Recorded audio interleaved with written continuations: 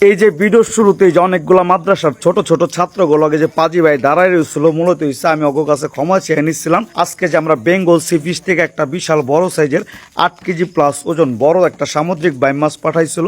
পাজি ভাইয়ের কাছে ওই মাছটা রেসিপি করে খাওয়ানোর কথা ছিল এই মাদ্রাসার এতিমখানায়, যে জায়গায় হচ্ছে বেলা 2টার ভিতরে রান্না কমপ্লিট হয়ে যাওয়ার কথা ছিল, কিন্তু সকাল 8টার আগের থেকে এত পরিমাণ বৃষ্টি, সারাদিন বৃষ্টি হয়েছে, যেই কারণে সব কিছু আমাকে লেট ফেট হয়ে যায়। শেষ পর্যন্ত হয়েছে আমাকে বেলা 5টা পর্যন্ত সময় লেগে গেছে সামুদ্রিক বাইম মাছের এই রেসিপিটা করার লিগা, যার লিগে হচ্ছে ভিডিওর শুরুতে ওর কাছে আগে ক্ষমা চেয়ে নিলাম। আর এই মাদ্রাসায় কিন্তু ছাত্রছাত্রীরা শিক্ষক মিলে সব মিলে 120 জন প্লাস আসলো। এই 8 কেজি প্লাস সাইজের মাছটারে যেমনি হোক আমার হচ্ছে টোটাল 120 টুকরার কমসে কম করতে হইব।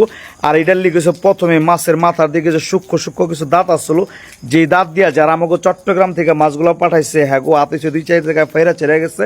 আমারও ফার্স্টে ছোট ভাই রাসেল আর হাসু অগইছে ফাইরা গেছে, মানে এমন দাঁতগুলা ধার সূক্ষ্ম লাগলে হইছে বিলেটের মতো কাইটা জায়গা। এল্লি হয়েছে ভিডিওর শুরুতে হয়েছে মাথাটার আগে হয়েছে কাইটা হালাই দিচ্ছে, মাছের মাথার ওই জায়গা থেকে কাইটা ফালাই দেওয়া, তারপরে পিছে যে ল্যাঞ্জা পর্যন্ত অংশটা আসছিল ওই জায়গায় মোট 3টা ভাগ করছিলাম।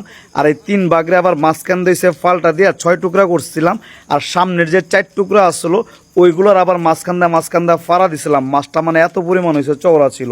আর তারপরে সেইভাবে করে মোট 10-11 টুকরা 12 টুকরা বানানোর পর ওগুলোর আবার ছোট ছোট করে টুকরা টুকরা করে কাটছিলাম। আর এই ভিডিওর শুরুতেই তোমরা অনেক একটা জিনিস খেয়াল করছো কিনা জানি না, আমি আর আমার ছোট ভাই হাসু কিন্তু মাছটারে টেপ দিয়ে মাইপা চাইবা লইতেছিলাম। মূলত হচ্ছে 120 পিস মিনিমাম করতে হইব, কেমনে করে কাটলে সাটলে মাছটা 120 টুকরো হইব। আর সবগুলা পিস মোটামুটি কম বেশি সমান সাইজের হইব। এই জিনিসটা হচ্ছে আমরা টেপ দিয়ে মাইপা হিসাব নিকাশ করে দেখতেছিলাম। পরবর্তীতে আল্লাহর রহমতে 120 পিস প্লাস হয়েছে, কম হয় নাই। যাই হোক মাছগুলো হচ্ছে এরকম 120 পিস টুকরা করে তারপর একটা ট্রের ভিতরে রাখছিলাম। ওই জায়গায় হচ্ছে 5-7টা লেবু রস আর হচ্ছে লবণ দিয়ে খুব ভালোভাবে মাখাই রেখে অনেকক্ষণ রাখছিলাম, যাতে করে সামুদ্রিক মাছ অনেক সময় অনেক একটু হালকা গন্ধ ছন্দ থাকে, যেগুলো যাতে দূর হয়ে যায়।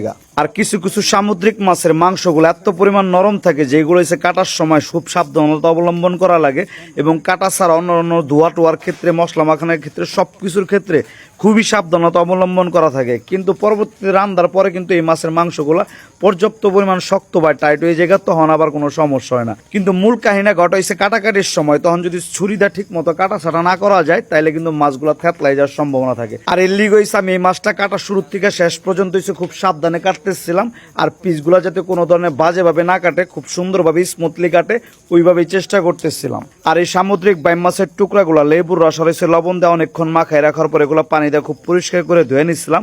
আর এখন হচ্ছে পাজি ভাই শুকনো মরিচের গুঁড়া আর হলুদের গুঁড়া এটার লগে মাখামার একটু লবণ দিয়া খুব ভালো করে মাছটার ভিতরে মাখায় রাখবো, অনেকক্ষণ ম্যারিনেট করে রাখবো, যাতে করে মাছের একদম ভিতরে ভিতরে কোনায় কোনায় সব জায়গায় হয়েছে মশলাগুলো হয়েছে চলে যায়।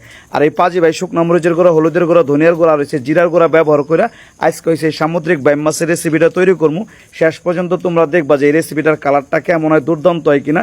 যদি চোখে দেখা ভালো লাগে তাহলে অবশ্যই পাজি ভাই পেজের ভিতরে ঢুইকা তোমরা হয়েছে এই পাজি ভাই হলুদের গুঁড়া, মরিচের গুঁড়া, ধনিয়ার গুঁড়া আর জিরার গুঁড়া এটার কম্বো প্যাকেজটা লইতে পারবা, কোনো সমস্যা না। ওই জায়গায় যে হোয়াটসঅ্যাপ নাম্বার দেওয়া আছে ওই জায়গায় যোগাযোগ করবা। মাছের টুকরাগুলোর ভিতরে মশলা মাখা অনেকক্ষণ রাখার পর আমরা একটা ফ্রাই প্যানের ভিতরে 2 থেকে 2.5 লিটার সরিষার তেল গরম দিয়ে দিচ্ছিলাম। আর ওই সরিষার তেলটা হয়েছে গরম হওয়ার পর ওই জায়গায় মাছের টুকরাগুলো 3-4 বার ছাইরা ধাপে ধাপে সবগুলো টুকরা হয়েছে খুব ভালো করে ভাইজা নিয়েছিলাম। যেহেতু এই সামুদ্রিক বাইম মাছের টুকরাগুলোর ভিতরে অনেক কাটা আছে, প্রচুর পরিমাণ নাকি কাটা থাকে ভিতরে, এর লিগে হয়েছে মাছের টুকরাগুলোর খুব ভালো করে ভাইজা নিয়েছিলাম। সবগুলো মাছের টুকরা খুব ভালো করে ভাইজা নেওয়ার পর ফ্রাই প্যানের ভিতরে যে তেলটা ছিল, তেলটা গরম থাকা অবস্থায় আমরা যে একটা বড় পরাত কিনছি ওইটার ভিতরে গরম তেলটা ছেড়ে দিয়ে আগের থেকে যে 2 কেজি পেঁয়াজ কুচি করে রাখছিলাম সেই পেঁয়াজ কুচি ওই গরম তেলের ভিতরে ছাইরা হালকা করে ভাইজা লিয়া এর লোক হয়েছে আদা বাটা দিয়ে দিয়েছিলাম, রসুন বাটা যোগ করে দিয়েছিলাম। আর এই আদা বাটা রসুন বাটা যোগ করে লওয়ার পর আরো কিছুক্ষণ খুব ভালো করে কষাইতেছিলাম, যাতে আদা রসুন বাটার কাঁচা দুর্গন্ধটা দূর হয়ে যায়। আর এই আদা বাটা রসুন বাটা একটু ভালো করে ভাজার পর আগের থেকে যে 3 কেজি আলু টুকরা করে রাখছিলাম সেই আলুর টুকরাগুলো এই জায়গায় ছেড়ে দিচ্ছিলাম। 1 পা কাঁচামরিচ ফালটা দিয়ে রাখছিলাম, সেই 1 পা কাঁচামরিচের ফালটা এর লগে যোগ করে দিচ্ছি। আর 1 কেজি টমেটো হচ্ছে টুকরা টুকরা করে রাখছিলাম, সে 1 কেজি টমেটো কুচি এই জায়গায় যোগ করে দিচ্ছি। আর গরম মশলা হিসাবে এই জায়গায় কয়টা লবঙ্গ, এলাচি আর হয়েছে দারচিনি যোগ করে দিচ্ছিলাম। আর এই সমস্ত কিছু যোগ করে আর একটু লাইরা চেরা ভালো করে কষাইলে এখন হয়েছে পাজি ভাই শুকনা মরিচের গুঁড়া, পাজি ভাই ধনিয়ার গুঁড়া আর হয়েছে পাজি ভাই জিরার গুঁড়া যোগ করে দেবো। শুকনা মরিচের গুঁড়া একটু বেশি পরিমাণে যোগ করছি, আর ধনিয়ার গুঁড়া অল্প পরিমাণে দিচ্ছি, আর জিরার গুঁড়া হয়েছে তার চেয়ে হয়েছে কম দিচ্ছি। সবসময় তোমরা যে কোনো রেসিপির ক্ষেত্রে এই জিনিসটা হচ্ছে মাথায় রাখবা। আর বেশিরভাগ মানুষ আমার সুপ্রিয় চাস্তমা মতো খালাতো ভবত ভাই বোনরা তোমরা রান্না বান্নার ক্ষেত্রে যে ভুলটা করো, এটা হচ্ছে সবগুলো মশলা একই পরিমাণে দাও। মানে শুকনা মরিচের গুঁড়াও যদি 1 টেবিল চামচ দাও, হলুদের গুঁড়া 1 টেবিল চামচ দাও, জিরার গুঁড়া 1 টেবিল চামচ দাও, আবার গরম মশলার গুঁড়া হচ্ছে 1 টেবিল চামচ দাও। এই ক্ষেত্রে হচ্ছে রান্নার স্বাদটা হচ্ছে তোমার নষ্ট হয়ে যাইব, কখনো এই রান্নাটা সুস্বাদু মনে হইব না, তীব্র ঝাঁঝালো গন্ধ হইব। আর আমরা কিন্তু এই রেসিপিতে এখন কিন্তু হলুদের গুঁড়া ব্যবহার করি নি, শুধুমাত্র মাছগুলা বাজার আগে মাছের গায়ে হচ্ছে হলুদের গুঁড়া মাখছিলাম। বেশিরভাগ মাছ রান্নার ক্ষেত্রে হচ্ছে আমি পরে কখনো হচ্ছে হলুদের গুঁড়া ব্যবহার করি না, কারণ অনেক সময় হচ্ছে হলুদের গুঁড়ার একটা কাঁচা গন্ধ রয়ে যায়। আর এই মশলাগুলো যোগ করার পর পর্যাপ্ত পরিমাণ লবণ যোগ করে দিছিলাম, তারপর কিছুক্ষণ খুব ভালো করে কষাই নিয়ে এই জায়গায় 1 বালতি পানি যোগ করে দিছিলাম, মোটামুটি 6 থেকে 7 লিটার পানি যোগ করে দিছিলাম। আর এই পানি যোগ করে দেওয়ার পর হালকা লাড়াচাড়া দিয়ে পরাতের একটা ঢাকনা দিয়ে সে ঢাইকা রাখছিলাম অনেকক্ষণ। আর পানিটা যখন ফুইটা গেছে তখন হচ্ছে পরাতের ঢাকনাটা সরাই দিয়ে আগের থেকে যে আমরা মাছের টুকরাগুলো ভাইজা রাখছিলাম, ওই সামুদ্রিক বাইম মাছের ভাজা টুকরাগুলো হচ্ছে এই পাত্রের ভিতরে ডাইলা দিছিলাম। তারপর হচ্ছে হালকা করে লাড়াচাড়া দিয়ে মাছের টুকরাগুলো হচ্ছে সমস্ত মাল মশলার লগে মিক্স করে দিতেছিলাম। জলটা গাঢ় হওয়া পর্যন্ত অপেক্ষা করতেছিলাম। জলটা গাঢ় হয়ে গেলে চুলাটা হালকা করে কমাই দিয়া 10-15 মিনিটের বিরতি দিয়ে রাখছিলাম। তারপর আমাকে রেসিপিটা কমপ্লিট হয়ে গেছে।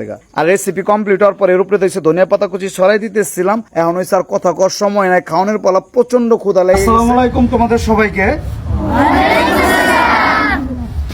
তোমাদের দুপুরে খাবার তোমরা কয়টায় খাও সবাই? 2টা বাজে। এখন কয়টা বাজে? এই যে তোমাদেরকে এরকম কষ্ট দেওয়ার জন্য আমরা এবং আমাদের পুরো টিম সবাই তোমাদের কাছে আমরা আন্তরিকভাবে দুঃখিত। যেহেতু দীর্ঘক্ষণ ওয়েট করছো, আশা করি আল্লাহ তাআলা আমাদের সবার জন্য ভালো কিছু রাখছে। কি বলো? আচ্ছা ঠিক আছে, তাহলে আমরা এখন খাওয়া শুরু করে দেবো সবাই। হ্যাঁ, সবাই সবাই বসতে হবে।